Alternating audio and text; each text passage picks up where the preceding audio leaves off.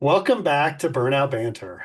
We're glad you're here as we continue season 3 with a topic that shows up again and again in burnout recovery conversations, but probably not in the way you're thinking. When most people hear get active, they think they're supposed to hit the gym, go for a run, or commit to some kind of fitness routine. But for folks in the thick of burnout, even that sounds exhausting. In today's episode, we're taking a broader and more realistic look at how activity of any kind can be a lifeline when you're burned out. We talk about 5 types of activity: movement, creativity, connection, small wins, and reflection that can all help you disrupt the freeze response, boost your energy, and help you feel like yourself again. Whether you're someone who loves the gym or someone who rolls their eyes every time someone says, just go for a walk, this episode is for you. Because recovery doesn't start with intensity, it starts with intention. Hi, everybody. My name's Jeff, And I'm Rachelle. and this is Burnout Banter. Before we jump in, make sure you subscribe to the podcast on Spotify, Amazon, Apple Podcasts, YouTube, or wherever you listen so you never miss an episode of the banter. I'm So, so Rachelle, excited for this topic. yeah, Yes. I was thinking of you when I read the roll my eyes at just go for a walk. Not that you're not active, but I I don't know walked how 30 often you miles go for this walks. weekend. Thank you very much. I get real frustrated when someone's like, that's all it takes. You just go for a walk and it's a big mental health boost. I'm like, that takes a lot of energy. I have to like put on the shoes and get the dogs ready. And if I don't take the dogs, then I have to get the dogs settled before I go. And it's an ordeal to leave the house, Jeff. Okay. I hear that.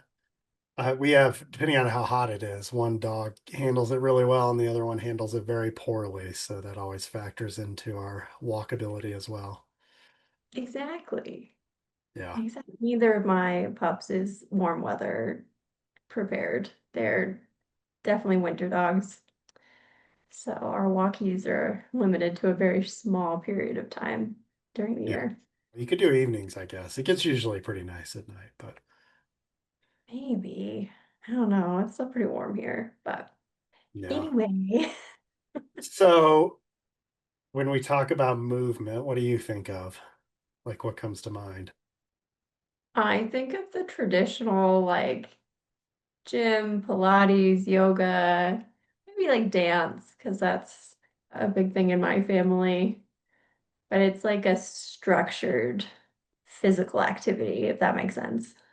Yeah. And when you're burned out, how easy is that for you to want to do one of those things?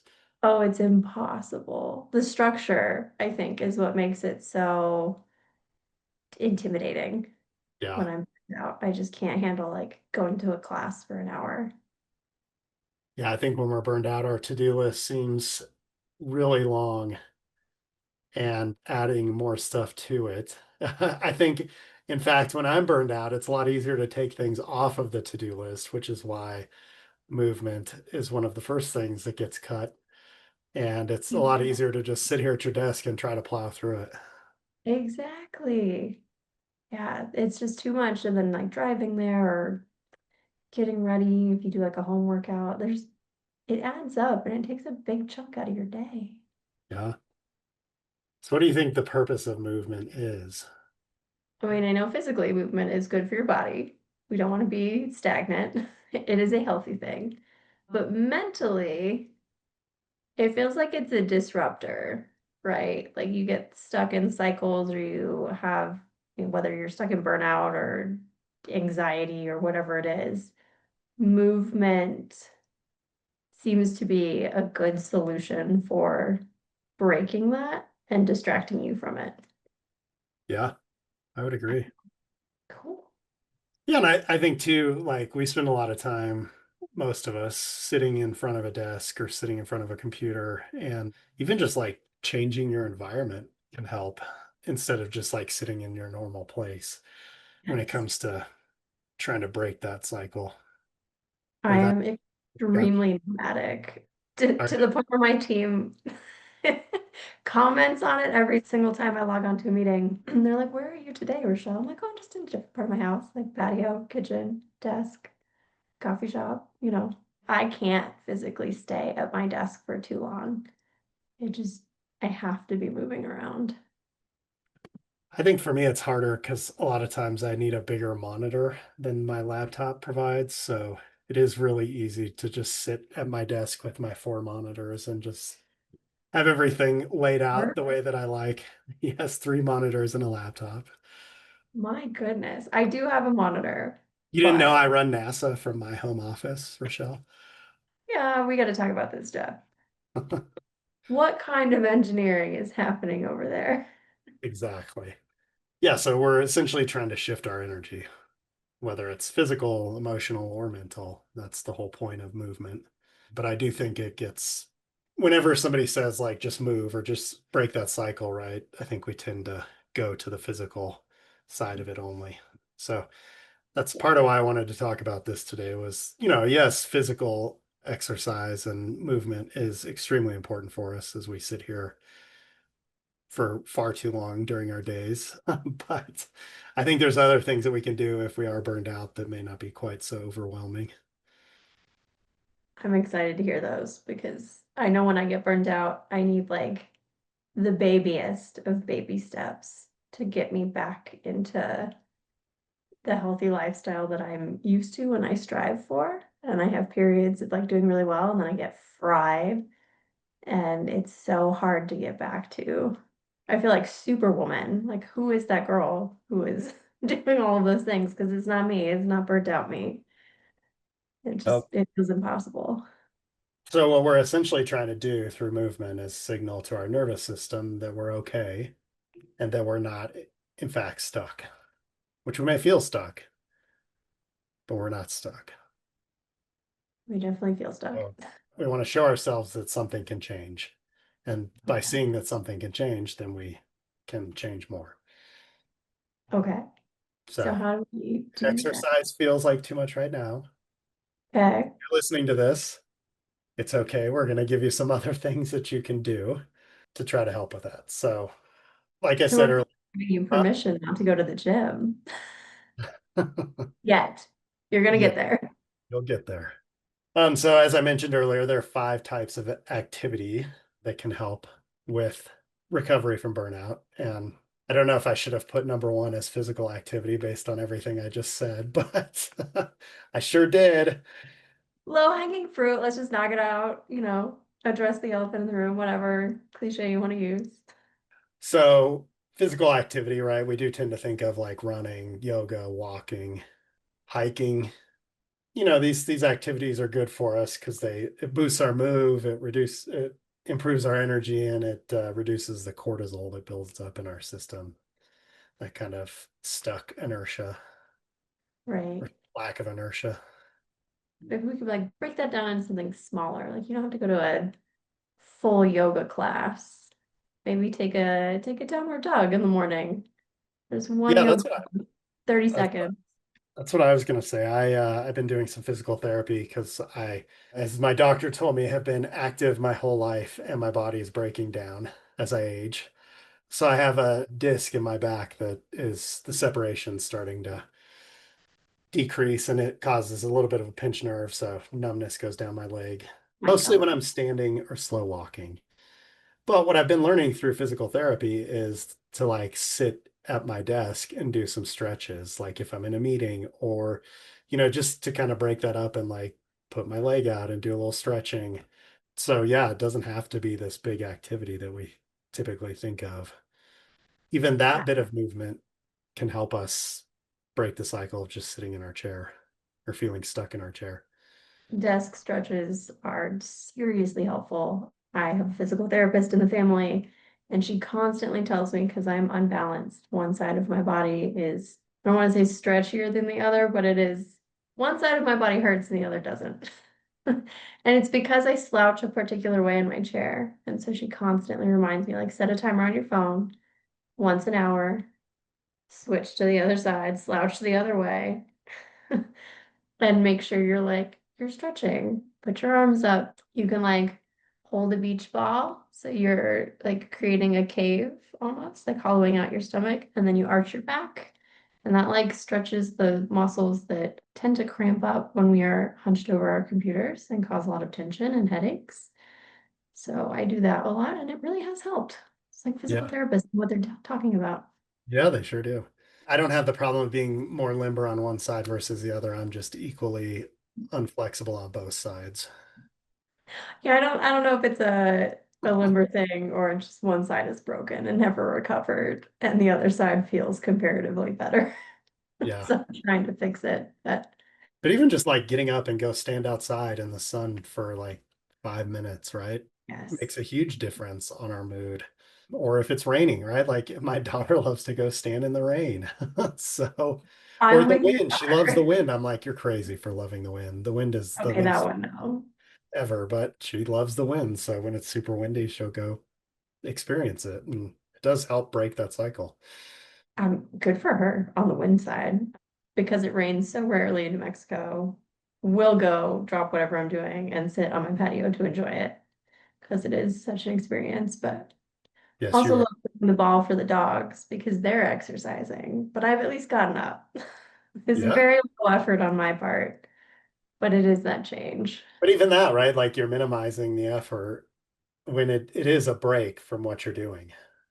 Yeah, it is a change of location, change of scenery, change of pace. Definitely throwing a I ball think versus that's, typing on the computer. yeah, that's sometimes where we can be our worst enemy, right? Is we minimize, oh, Yeah. well, it's not, I didn't go for a run. I just went for a walk. Like it's all good. Yeah, I just went for a walk. Well, just, how many days do we take a break and go for a walk? It's not a just, it's a good thing. exactly. Exactly. So I guess the takeaway about physical activity is, you don't have to go outside and run a marathon. That's not what we're talking about to break the feeling of stuck. It's just moving your body in a way that feels good and doable for you, depending on where you're at. I like it. That makes physical activity so much easier. Don't like take the pressure away and just move. I think what's interesting as I get older too, I tend to have a different definition of what physical activity is. And probably this older, wiser version of physical activity would have served me well as a younger person, We learn through experience. What is the next type of activity? So the next one is creative activity. So Oh, what sort of creative activities do you do? I have an aspirational craft closet that's got lots of paints and markers and pens and charcoals and it's a whole art store in there because I just collect art stuff. So that's And what I think. why is it aspirational? Because I I think never it's funny that set you use aside that. time for it. It's on me. I just collect these things and then I'm like, oh, it's so much effort to put out all of my paints and the brushes and to get the canvas prepped and but I do need to set aside that time for it because it's very enjoyable to Yeah. just sit and paint. Do you think there's a way that you could make it so it doesn't seem like it's overwhelming to do something like that for yourself? I'm trying to establish a space where everything can just stay set up.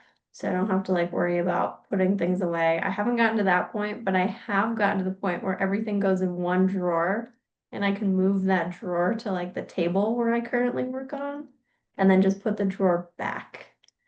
So I have started this journey of making it less like intensive to prep and clean up because that's really like the creating part is great, but it's the prep and the cleanup that becomes so daunting and so overwhelming that I'm like, I don't want to deal with that, especially when I'm burnt out.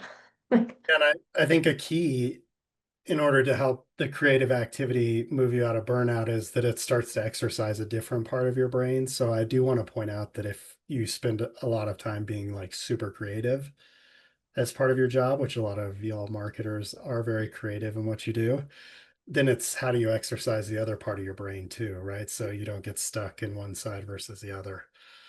Interesting. I would say that it's a different type of creativity, right? I mean, I guess if you're Yeah, I painting all mean, every yeah, day, we but it depends on how you define creativity, right? Because we, yeah, we joke that engineers aren't creative, but they really are because people are. we're solving solutions that don't exist or that, there's a problem that we need to figure out how to work our way through. So that's creative too. It's just I think it's a different type of creativity, a little more Yeah, logical. a more, yeah, I was gonna say like structured but logical creativity for some reason sounds like they don't go together, but they do. So like my creative activity is like of doing a puzzle or Um, like coloring, color by number or paint by number. So I'm a little less like free flow and a you're little very structured structured. in my creativity, but I do love a good coloring book. I have noticed that if I'm sitting on a webinar and I really need to pay attention, I can't unless my hands are busy. So I either have to take notes by hand, I can't just type them in a document, or I will get distracted and start doing something else. yeah, Or I pull out my coloring book and I color. And for some reason, there's like it makes it much easier to focus on what is being said. yeah. So something to be said for that too. So I think our creativity, our creative activities help us kind of rediscover our identity outside of whatever it is that's burning us out. I like that. Okay. So the third one we've somewhat talked about in a previous episode, I think in season one, but it's social activity, which depending on your introversion or extroversion, may be more overwhelming than not. But again, right, it's taking the social activity and putting it in a form that serves you. So Right. if you are an introvert, maybe it's a one-on-one activity. So again, I say social activity, and my mind immediately goes to let's go to a networking event. And then I'm like, ugh, I don't want to. And that's just going to burn me out more. But it's phone a friend, have a conversation for 20 minutes during the day. You said social activity, and I immediately thought my small friend groups, there's like three of us, four of us, have a craft night once a week. And it is the first thing to go, unfortunately, because we plan it for Monday, which is just a difficult day in general, but it's the only day we're all free. But yeah, it gets cut very quickly when we're all tired and burnt out, but it's very energizing. Like we have talked about this in past episodes, but I often have to convince myself to do the just go for 5 minutes and then you can go home. And then I get there and I'm like, this is great. I miss these people. I Just what I enjoy being need. in their company. Like I like the conversation, crafting is nice, low stakes. And then I go home and I feel like so much better. Yeah. Another thing that I thought was interesting when you think of social activities would be volunteering somewhere. Ooh, that's a good one. And again, helps you feel like you're doing something good too. Yeah. Or a shared hobby if you like to go for a walk with somebody else, right? So you're doing it with another person. And the idea behind doing things socially is we're reintroducing like safe, manageable connection when burnout wants you to isolate and hide. I think the manageable is the key word in that. Like you Yeah. said, networking for an introvert is a social activity, but not the one you want when you're burnt out. Yeah. But maybe if you're an extrovert, that's what you need Yeah, it is could be. Absolutely. stimulation. So I like it. Yeah, and What's the socialization, releases oxytocin in our brains. So that's a positive thing when we're feeling burned out. we do like that? Anything to combat the cortisol. Yeah. So the next kind is being productive or organizing, which I love this one. This one feels counter, like you're burnt out, and yet productive activity is going to be helpful. So I'm really curious.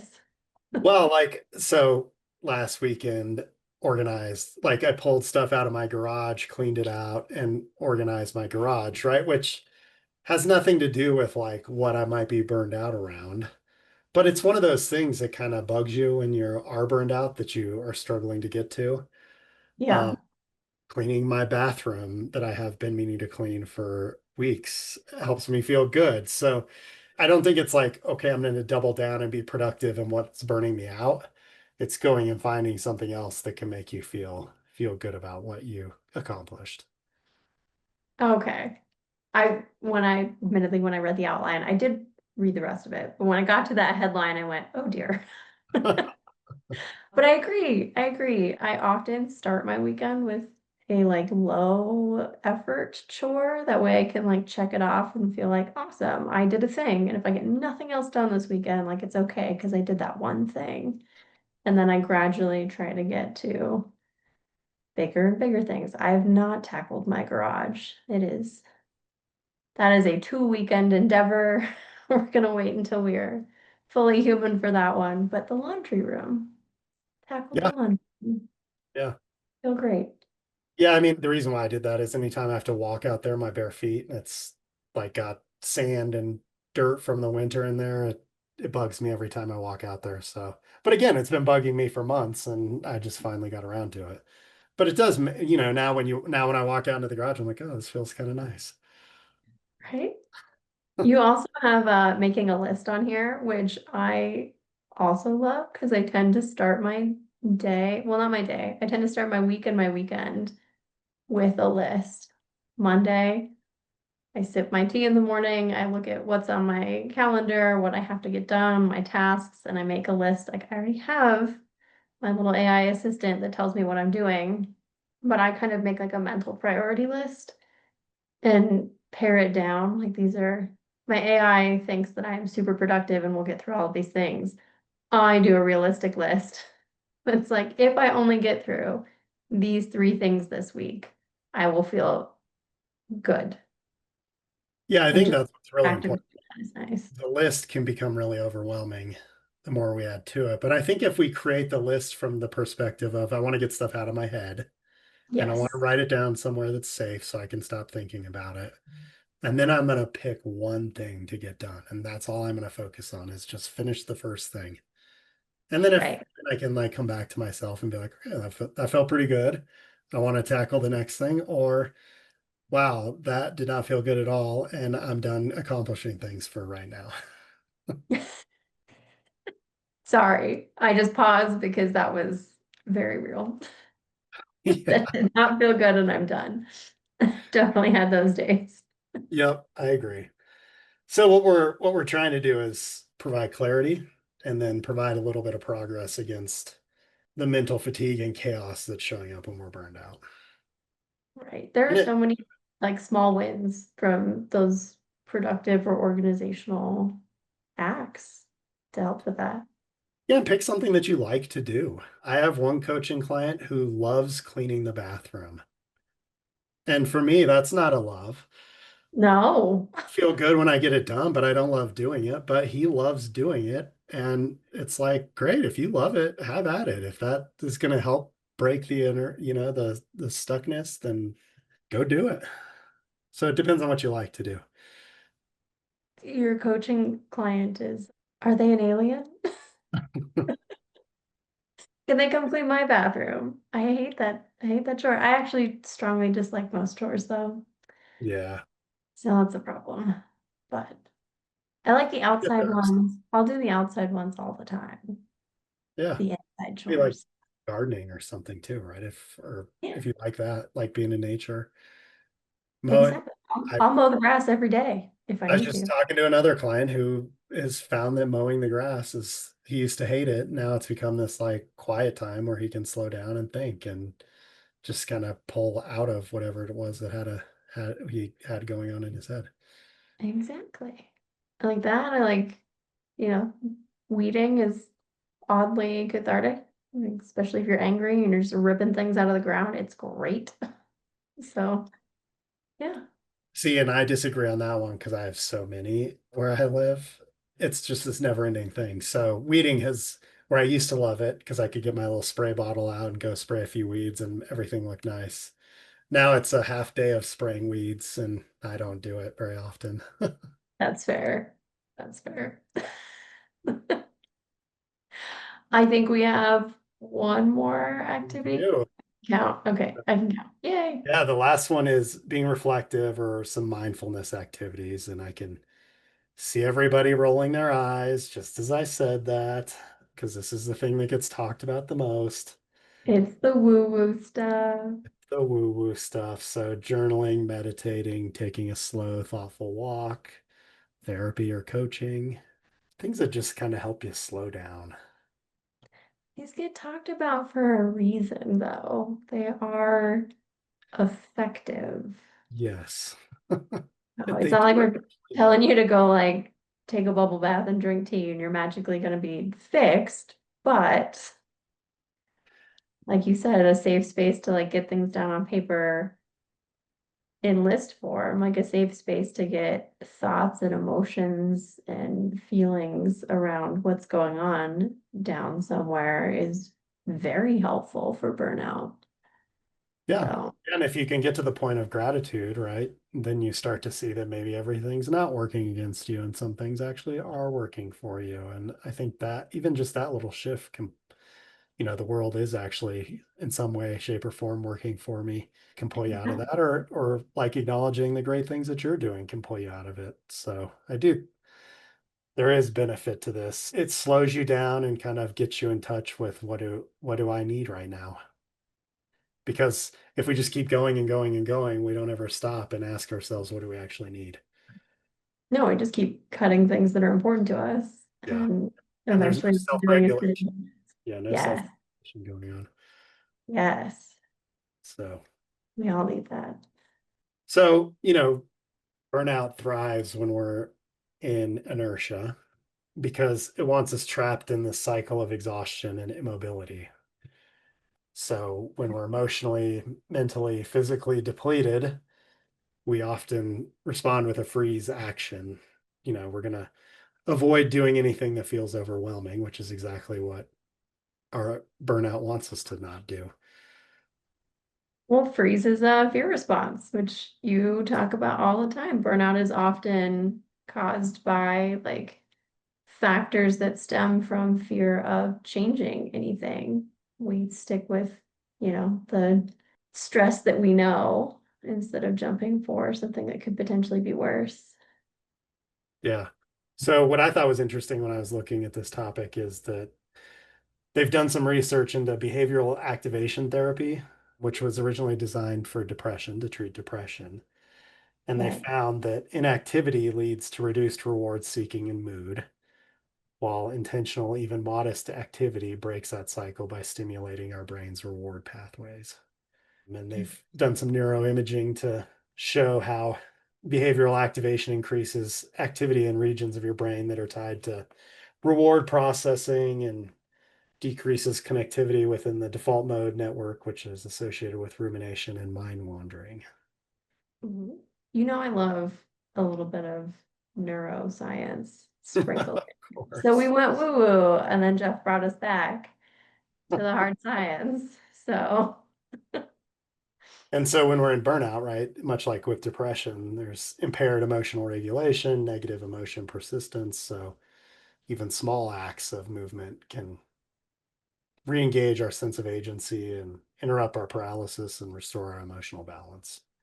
And, excellent. I think we think that we're resting, but there's nothing wrong with resting if we're doing it intentionally. But when we're in that depression or burnout mode, I don't know how intentional we are about resting, right? Like if I'm taking away exercise, yes, I'm resting, but is that really what I'm trying to do? Or am I just trying to like shut down and Right. not do anything, which just deepens the trap of the burnout. So We have to stop demonizing rest. I know. There is good rest, but there's also like avoidance rest, which or Yes. avoidance TV watching or Yeah. I'm guilty. yes. Yeah. I would argue that a lot of these activities, like you just said, are actual like active rest, if that makes Yeah. sense. Yeah, I Like, think so. yeah. Yeah, So, even going for a walk, like you're resting from what you're doing. right. Like if I'm sitting here checking drawings and I go for a walk, like I'm getting a rest from checking the drawings and I can come back and attack it again when I get back. Whereas if I just try to plow through, like my attention span and level of awareness about what I'm doing slowly degrades until I can barely sit here. So This is why I don't edit in the afternoons, because Right. my ability to quality check anything is totally gone by then. Yeah, so I guess, people might be thinking, well, how do I pick the best activity for me? So I would say, look at your current emotional physical state and match that to the type of activity. Okay. Start small and let go of your shoulds. Don't shit all over yourself and be I'm putting intentional. that on a shirt. Yes, it's a great one. Stop shitting all over yourself and other people. Something we all like to do. And then be intentional about the activity. And it's more about your intentionality than it is your intensity, which I think would help you with your art drawer cabinet. It sounds very intense when I hear you describe it. And It is very intense and it shouldn't be. I used to just like keep a drawing pad and some pencils on my coffee table, and then when I felt like doodling, I just doodled. It was very low stakes. yeah, What happened to that? Now I'm like, I have to have a full set of rainbow paints so I can do anything my heart desires. And then my heart says that's too much. yeah. So I will be intentional and I'll let you know. I'll report back. All right. Sounds good. In And the if you're meantime, listening to this, Rochelle and I would love to hear what activity you like to do yes. that helps you avoid or pull yourself out of burnout. Yeah. Email us, burnoutbanter@gmail.com. Anything else you want to add about this topic? None for me. I was just gonna say that seems like a good transition to a burning question. All right. And now it's time for burning questions. So our burning question today, I didn't grab who this was. Oh, this was from SRC still. We still have unanswered questions from SRC. Forever and always. I'll Takes a ask while to answer them all when we're questions. doing one a month. Yes. We might need to do a special second episode, like follow Very up, good. or just knock out the rest of them. So I have no idea who asked this question, but somebody at SRC did. They said, "Do you have any helpful daily rituals that you do before when starting your workday? Before or slash when starting your workday?" Helpful daily rituals before or when. I have to have 1 cup of tea with no distractions, no phone, no computer. It is just me and my cup of tea. And wherever I am in the world, I just kind of let my mind wander. I can read a book, but mostly I just kind of sit and mentally prepare for the day. So that is my little it's grounding ritual. My wife does the same thing with bubbly water, like a 1 can of bubbly water. Excellent. Doesn't do anything else until she has finished that can of bubbly water. Hydrate. Yeah. It's very important. It's a healthy thing to set you up for the day. I always eat breakfast. That's Good. the go-to for me. I'm Rochelle, as Rochelle knows, I get grouchy when I don't eat. So, Yes, but I forget to eat. So we're a great pair when we travel because it's the first thing Jeff says is we need to get food. I'm like, oh yeah. and while I'm eating, I usually will like look at some news. That's about the only time I ever look at the news, which I don't know if Ooh. that's helpful or not, but I do it. I question that one just with the state of the world, but Mostly I'm just looking for stuff about the Broncos or the Nuggets or okay. like the rest of the news. I could take it or leave it. I'm just looking for the stuff I actually care about. All the important things. That's fair. All Not right. not wars, just football games. That Okay. Sports, not war. yeah. Okay. Usually for me, feeding the animals always happens before I start work. Yeah. Yeah. I definitely take care of the puppies before I I don't know take care of how me. helpful that is, but I will argue that having an animal is really good for burnout. If it were not for Taco, the proposal therapy dog, like there are definitely days where I would just not roll out of bed. But because he needs to go out and because he needs food, like I have to roll out of bed. So he is single-handedly or single-podedly responsible for my worst burnout days, making sure that I am still human and still functioning.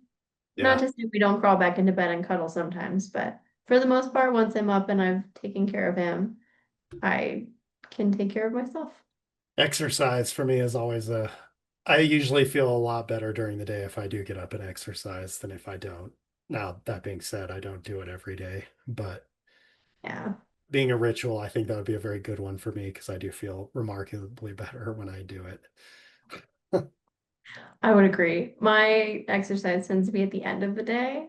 So I just take all of the stress buildup from the day and then release it in class, which is helpful. Yeah, those are kind of mine. I had a period of time where I did some meditation before I started work, reading a fun book or reading a book that was self-help. I've kind of burned myself out on self-help books, but even just waking up and reading for like 30 minutes before I start my day was always a good thing. Yeah, I go through like waves of different ways that I use my me time in the morning. Like I'm going to try and learn a language or I'm going to journal or whatever it is. I never stick with anything for long. I just get too distracted. Yeah. But the tea, I always have the tea. So Yep. I always have breakfast. there you go. Tea and breakfast is I all don't you need. drink tea. No drinking. No drinking for me. No I, coffee, no tea. how do you have breakfast without a drink? I have water, I guess. Well, I have milk in my cereal. I That's drink that different. at the end. That's different. It doesn't count. Calling shenanigans there. You gotta hydrate. I will. Filling up my water is one of my rituals of the day. Ah, perfect. Yep. Hydration is important for all health, mental and physical. So Yeah. All right. Anything else for that person? I got nothing else. But I would love to know what rituals that they implement. So if you're listening and you want to follow up, let us know what your rituals are. Or what you were hoping your rituals would help you do Yes, that maybe you don't aren't doing right now. that's a good one too. That's a good one. All right. Well, a friendly reminder to our listeners, if you have a burning question, you can email it to us at burnoutbanter@gmail.com. And please remember to like or subscribe to the podcast on Amazon, Spotify, Apple Podcasts, YouTube, or wherever you listen to make sure you never miss an episode. And finally, if your organization's struggling with burnout and stress management, Rachelle and I offer in-house coaching to help your staff get back on track. Again, reach out to us at that email, burnoutbanter@gmail.com, or on LinkedIn for personalized support tailored to your team's needs. And with that, we'll see y'all next month.